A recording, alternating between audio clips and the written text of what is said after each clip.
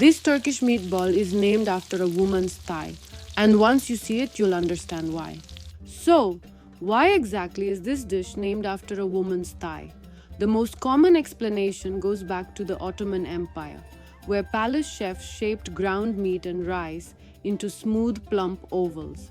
And somewhere along the way, someone in that kitchen looked at the shape and gave it a name that stuck for centuries. Simple? Maybe, but that's not the only story going around. Some say its name has royal origins, that it was invented by the Sultan's own chefs, and that it became one of his favorite dishes.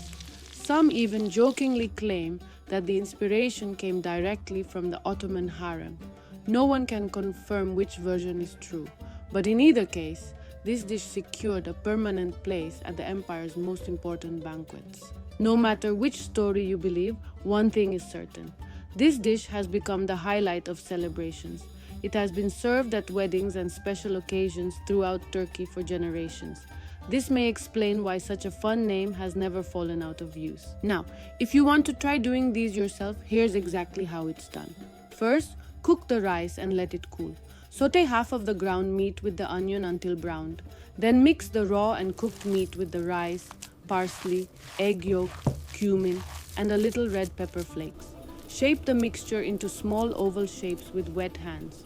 This is the dish's signature shape.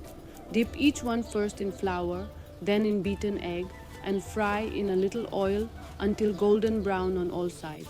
Drain and serve hot or at room temperature.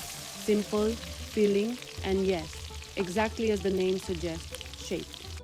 If you enjoyed this post, there are many more interesting and wonderful Turkish dish names to discover. Which one should I feature in my next post? Let me know in the comments.